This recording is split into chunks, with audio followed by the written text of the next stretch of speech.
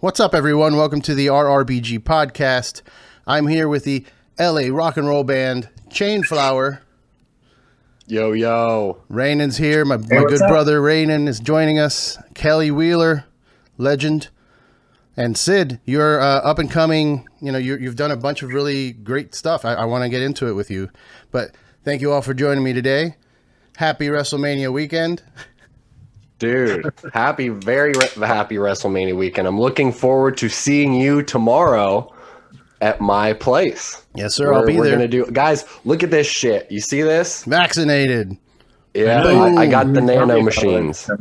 So do you think that's going to become a fashion statement now, where people are just showing off their different, like, fashionable Band-Aids that show? Dude, it's the new thing. That's the new social currency. Like, you go to Facebook, Instagram, my shit is flooded with people. Here's my vax, here's my CDC card. Like, check it out.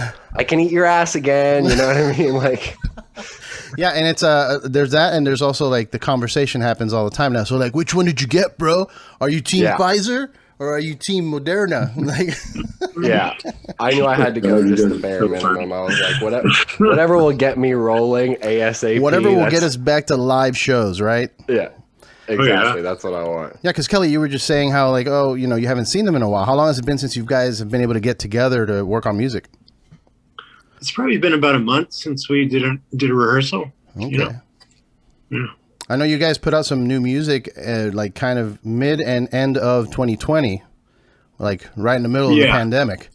Right. Which is crazy. I mean, I expected musicians to get to work while you're, chilling at home. I guess that's what they do. That's the cycle, isn't it? Tour, write an album, tour, write an album. It's just taking a little bit longer to write this album because you have no choice. Yeah. And there's no tour. Yeah. There's no touring. Strike the tour. Mm.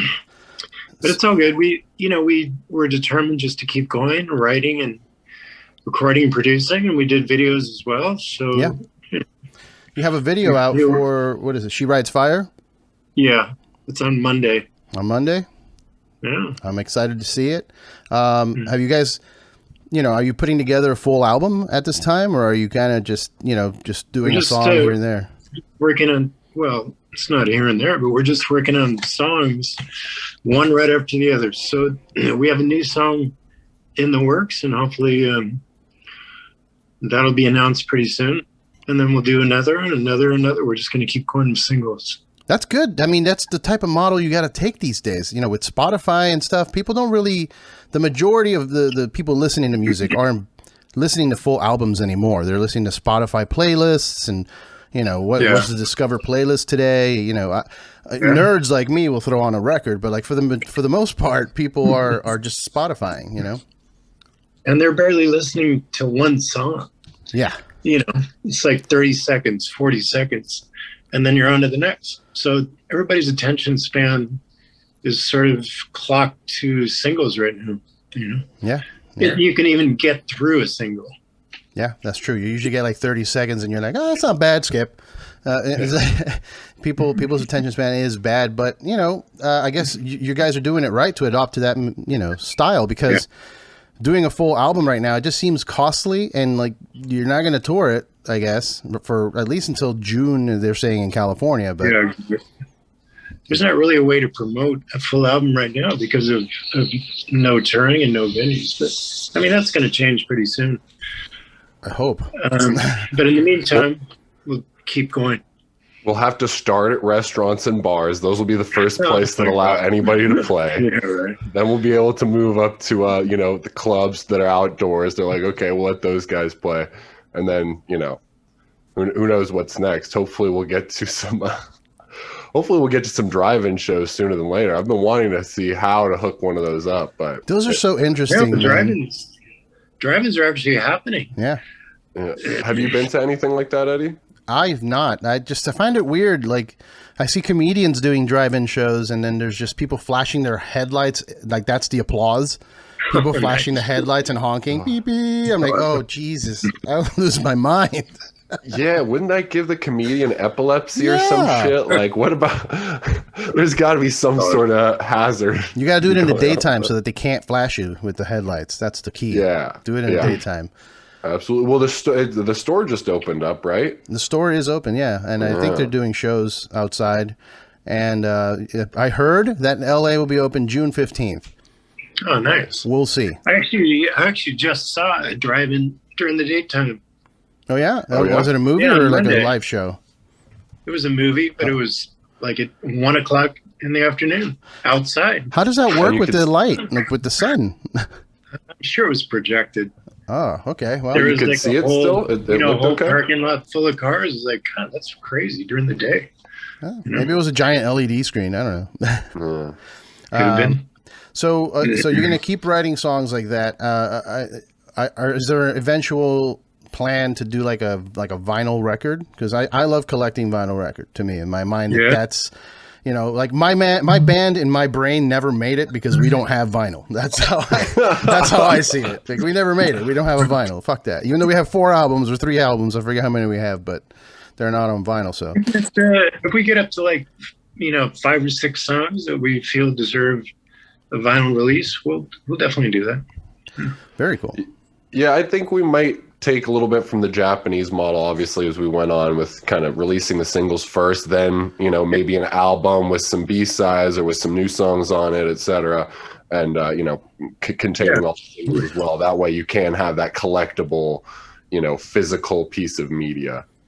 Yeah, I mean, do 7 inches. Yeah, right. So, Syd, how did you meet these 2 gentlemen here? I mean, I met Raanen a while back partying, but I mean, I don't know if that is the same way you met? That's the same way. Dude, we actually were at the same oh, sorry, not to cut you off, Syd. Yeah, time for Syd. Partying is that we eventually met. No. Can you guys hear me? I was messing with the mic and I have no idea like what it did. I hear you. It's a little low, but I hear you. I couldn't hear like your first sentence. That's why I kind of just talked over you, I think. Yeah. We can hear you. So really how we met, I'm always looking for some collaborators, a new project, something to keep me excited and motivated. So I was looking for another project, and I saw Kelly had put an ad out for a female vocalist, and I was like, oh, I don't know, let's see, So I went to the audition, if you will, and I think that right away, the way that I remember it, it was just like an immediate like energy that everyone in the room knew, like, yeah, this is gonna work. So it kind of started there, and then I expressed to Kelly how important it was to me to songwrite in whatever project I was going to be a part of. I really didn't just want to show up with my mic, like Right. I wanted to be involved in the writing and the creative process. And he was like, that's what we're looking for. So I was like, okay, great. So we started working on some music, and then Raanen, I think the way that I met him was obviously through Kelly, but we have a lot of mutual musician friends, like a lot. So I feel like we would have eventually met somehow, some way. So it's just cool that, some of his like close friends and other drummers that he's close with, I've either played with or like I've seen them at shows or worked with them in some way or another. So yeah, we all I think we were all meant to be a musical family at some point. So. Absolutely. And, that's what it feels like. Oddly enough, Eddie was at the same show that I met Kelly for the first time at that Tool show. At the Tool show. Yeah. Oh, nice. He was a friend of Danny's, and that's how I met him, got connected, and through Ryan Brown from Zappa Plays Zappa and Dweezil Zappa and all that stuff. He's like freaking phenomenal drummer. And he was saying, hey, yeah, you should play with these guys. I was like, all right, let's give it a try. Like I think I was on my way out of no, I was still doing Fact Pattern at the time, but like, yeah, it was just something to kind of take a risk on and see, hey, let's just at least jam with these guys, see what happens. If you got 2 drummers like that are kind of vouching for you, it's like, all right, I guess I'll give you a try. You know what I mean? But yeah, it's just such a small world. Like you said, like Syd and I have been running in a lot of the same circles, just never met. And it's like so weird for 10 years now. You know what I mean? You would think by now, but hey, when the time is right, the time is right, Yeah.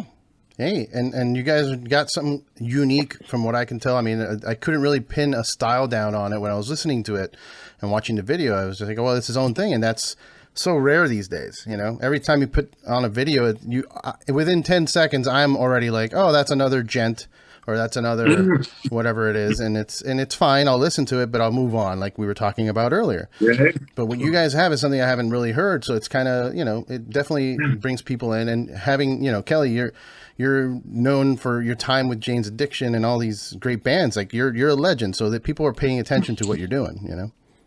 Well, hopefully. But I think the thing that really drives us is to express, you know, this unique vision that we have between the three of us. Mm-hmm. And that's been, you know, something that's sort of fueled this whole time. You know, that's definitely been a challenge, but just kept us going, you know? So Syd, how do you feel about the whole like female fronted, like being a thing, being a genre? It kind of, I know some ladies feel offended by it because they're like, oh, you know, it's just a band. Why is it have to be female fronted band? You know what I mean? Like they're adding a title makes it seem a little more like sexist in some way. So do you feel that way, or do you don't really think about that?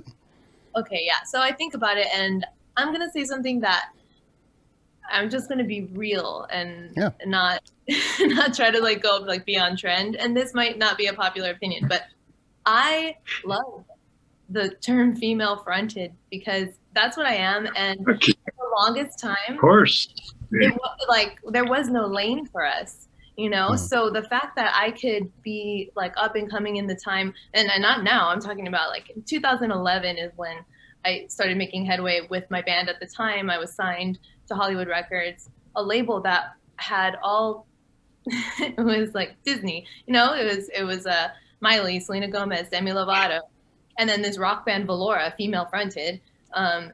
So like I had to make room for myself there. And at times they didn't even know what to do with me. They're like, well, we could put her here. Well, she doesn't have a TV show. Well, you know, so like it was strictly about the music and my craft. And so being associated with like a Hailstorm or Evanescence even, I mean, like being in the same, like Revolver magazine did something really special with all of us. And I was a part of that, and they did like a calendar and stuff. And yeah, like I feel like today, looking back, like, yeah, it might be like a little bit on the side of people thinking it's sexist or like making us into like these objects, you know, but I didn't feel that way. I never felt like I was being used. I felt like I was being celebrated. And so I didn't just flip overnight, like because everything is coming to light in a way that it can be taken in like a darker negative sense. It doesn't ruin my time or like what happened with me coming up in the time of female fronted bands. So I don't know if that really answers your question, but it does. Yeah, totally. Yeah. That, and it's, you know, I admire that because I honestly, it's a very thin line, you know, we're in this time now where everything gets canceled in 5 seconds, you know? So I appreciate that, you know, you see it that way. Cause I don't, you know, I feel that if you see it that way, that's a person, like if you see it as a negative or as a sexist thing, like that's you, man, that's you. Exactly. Causing that, and you're reacting to it that way, you know. Here doesn't mean that it is. Obviously, there are things that are offensive. I'm not just going to say whatever you want, but I think it's fine. I think it's, you know, and I hate to bring it to wrestling because that's Raanen and I's obsession, but it's kind of like that. Like, you know, some wrestler ladies want to just say, I'm a wrestler. They don't want a women's title. They want to get rid of the women's title because it makes it seem like a thing. And I'm like, no, you see it that way because you think women are less. That's why. That's why you think it's a problem.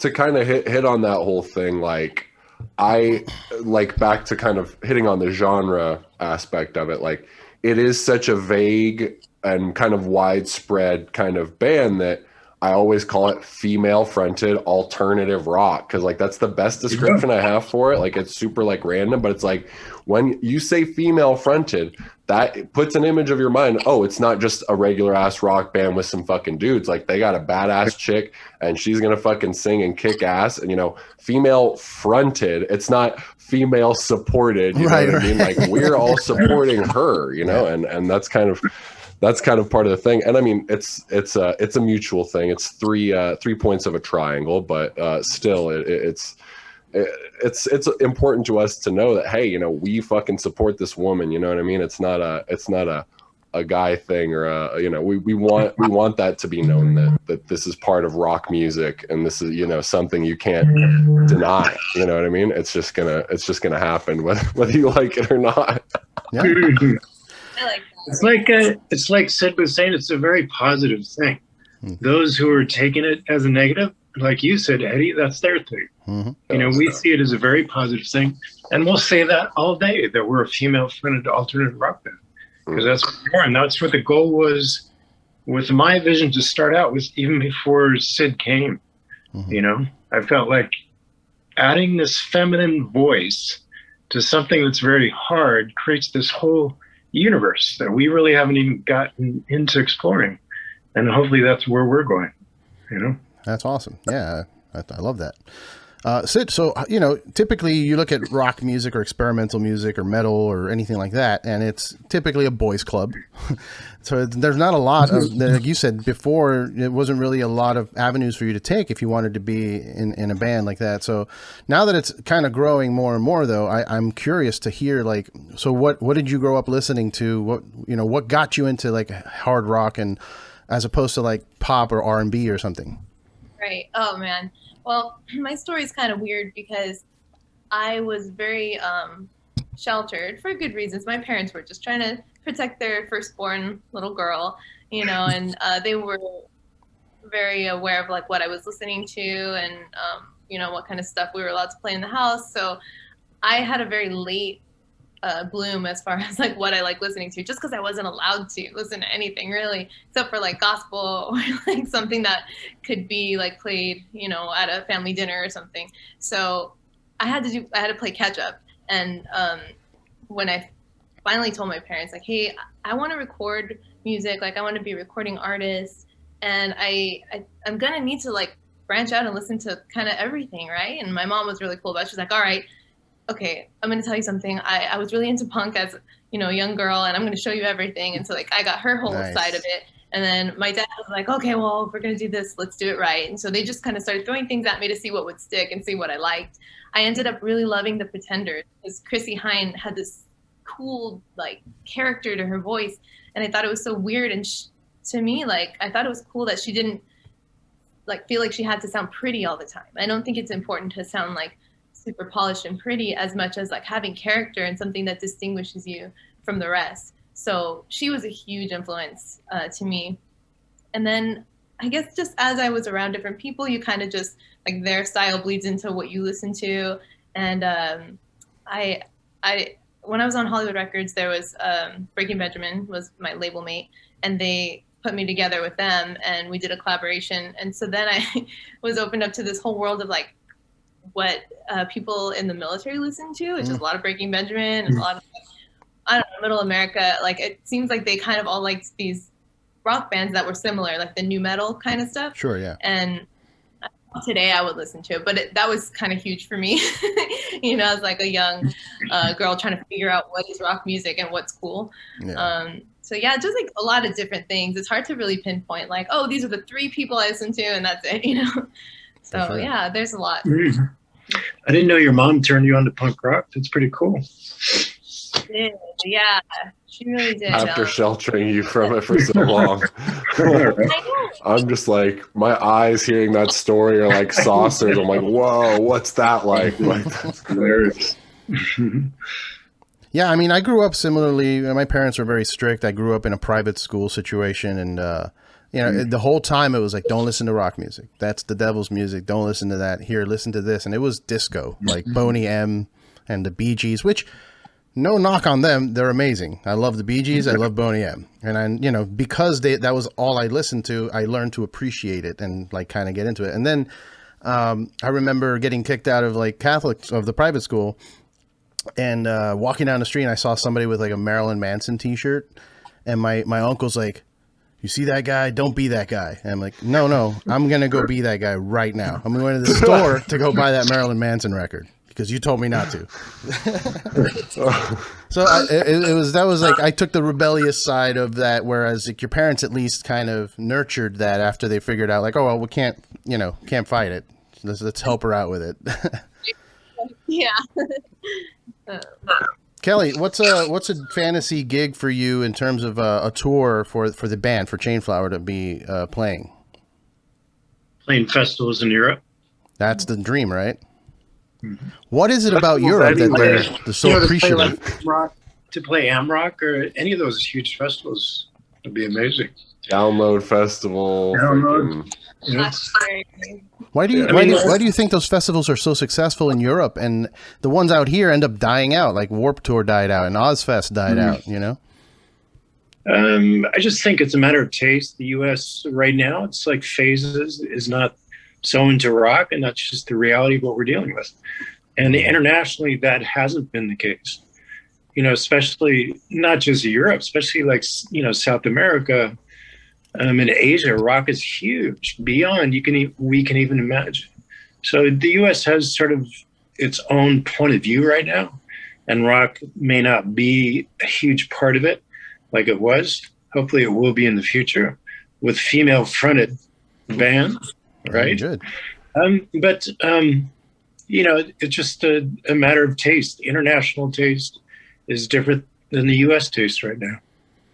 Yeah, I mean, I try and pay close attention to that because obviously I run a show where I want people to tune in because I'm talking to people that are doing stuff, you know what I mean? And I try and pay attention to like the spectrum of what is popular in American culture because I want to be able to touch on those things and not, you know, be grandpa that doesn't know what's happening. You know what I mean? Like as I'm turning 40 this year, I'm like, I need to stay on top of stuff. So I wonder what it is. Like, why is it that in the early 2000s that rock was dominating the scene?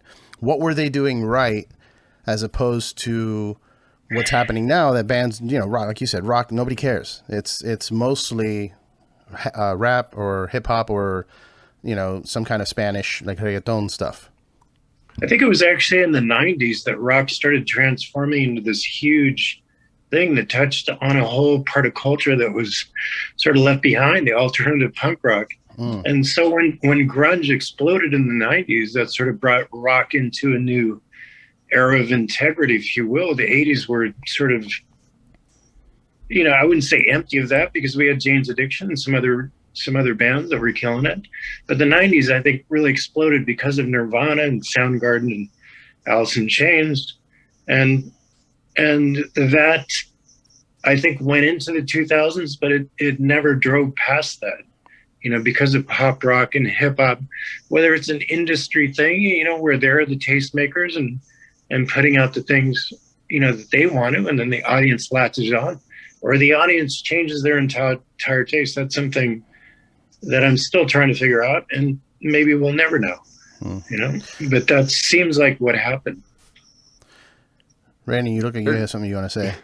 Well, yeah, there could be a Poochie. Do you have something to say? Yes, I certainly do.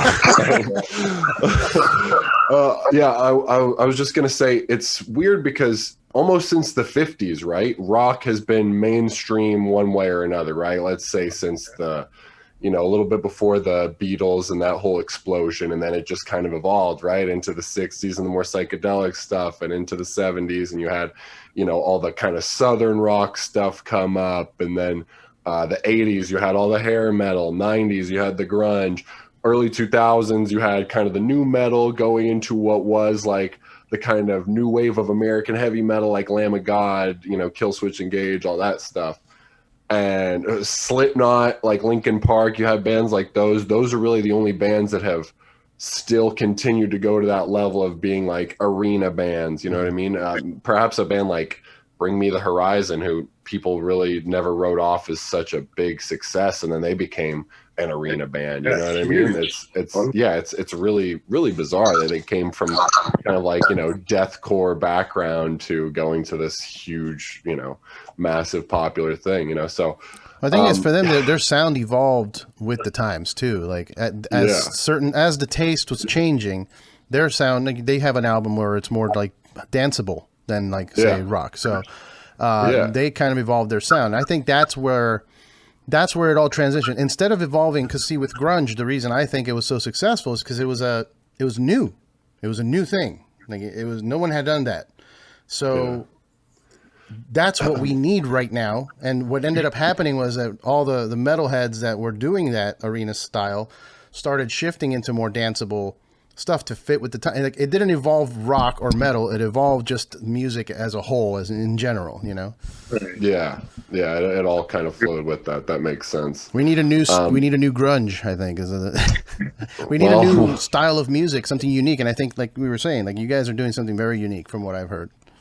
Thank you very much. We're going to be the ones to change the world, dude. Bring rock into the 21st century. We need it. Like Bill and Ted. Can you imagine? But, you know, we'll you never know, dude. Stranger things have happened. Hey, look, we're talking about it like Rock is Dead or something, but, you know, Tool's new album had #1 on the billboards. And, right. That's crazy. You know, Rob Zombie just hit #1 on the billboards. So maybe it's happening. Yeah, well, I mean, you know, you look at a band kind of like Korn, right? Which Korn was one of the biggest bands. They were a household name, right? And then they kind of fell off for a little while and kind of started playing smaller venues. You know what I mean? We're playing kind of bigger theaters and stuff instead of playing arenas like they normally would. And now they're back to playing arenas. Yeah. You know what I mean? This whole circle has kind of come. They released some new stuff. They've kind of changed a little bit with the times. Not that I'm the biggest Korn fan or anything, but, you know, it's just an interesting kind of thing to look at where it was like, whoa, you know, these guys, what happened to where they had this resurgence? And it's kind of like that 20-year gap period where every 20 years, what was popular 20 years ago was popular again. So all the new metal stuff is big again. You know, I mean, it was just like in the 2000s, 80s stuff was popular again. People started wearing leggings and neon colors. In the 90s, the 70s stuff was popular, right? Tie-dye and, you know, the smiley face and bell bottoms and freaking all that stuff. I definitely got a tie-dye shirt in the 90s. Yeah, and then you go to the 80s and all like the 60s stuff was popular, you know, Back to the Future and whatever, you know, like all, it is what it is. Yep. Well, go ahead. But Eddie, I hope we are going through, you know, a new phase like Raanen was saying. Maybe there is this huge resurgence of rock, which, you know, we're here and we're going to keep producing. So we'll see what happens. Mm-hmm. Yeah, well, I'm excited to hear it. I'm excited to see where the band, you know, goes from here. It's going to be an interesting time now after everything opens up to see, like, how the oversaturation of shows might affect things, because, you know, everyone's going to tour now. Everybody's going to go on and start tour packages with all of their bands, like, that they are in. It's like all of my side projects are touring together right now. So, yeah, it's going to be interesting to see where shows go, and I hope we hold on to this live stream stuff that's been going on, because it could just be an addition to, you know, going back to live shows. We could still have high quality live concerts that are being streamed for the fans or everything, you know. I think that's like a part of the reality going forward. I don't think that's going anywhere, you know, because everybody has seen that you can see your favorite bands, but you don't have to go anywhere, you know, if you don't want to. But then hopefully we can pretty soon go see our favorite bands live in person, so we have the choice. Yeah. And really, choice is what drives everything. You know, whether you're talking about technology or music. So I don't think live streaming is going anywhere. It's just a part of, you know, the new normal. It better not. I invested fucking $2,000 in all this Twitch shit. Jesus Christ. You're sitting in your Twitch room. Hey, but you did what had to be done, and that's important, man. A lot of people don't realize that. Like, the real hard workers are showing up working. Like, they're not taking the time off. Some people are like, oh no, the pandemic, I haven't done anything in a year. Well, that's your problem, you know. Yeah. Get to work. There's stuff to do. But you guys have been busy. Like you said, you have new music that you guys can go listen to now. She Rides Fire. Video is Monday. The new music video for She Rides Fire. And you're working on a new song. Yes. So yeah, we have a couple new songs in the works. At least we'll have a couple in the barrel. There's 2 new songs. One is about to be finished, and we're going to announce a release date. The other is going to be finished shortly, hopefully. So. Awesome. Well, keep an eye out, everybody that's listening and watching. Social media plugs. Raanen, go. Twitch.tv/RainPlays. That's RAANPLAYS. Rain Plays. And at Raanen Bozzio and everything else. I'm sure you'll see it in the Chiron one way or another. And there's at Chainflower Music for pretty much everything on the band's social media. I think your Twitter is at Chainflower LA, right? Oh, at Chainflower LA. Yeah, Twitter is. That's probably the one thing that's not. Everything else is Chainflower Music. Okay. Everything else is Chainflower Music. Syd? I am at Syd Duran on everything. And you can also just find me on Chainflower's Instagram, like in a photo of me, check it, and I'm tagged. So. Do you have like a Twitch? You should start twitching like Raanen. You guys, that's a whole avenue of money that you could be making. That's for real. Yeah. Seriously. Yeah, you really should, now that you have that mic too. You can record some of your sessions and just, Twitch stream. It doesn't have to be video and games. You can stream music. Yeah, talk about how people are going through that stuff. Is button masher still a term you guys would use? Because if it is, that's Yeah. what I am. Absolutely. I would say that's 75% of gamers in general. So the older I get, the more button masher I get, because I just stopped caring. I'm like, whatever.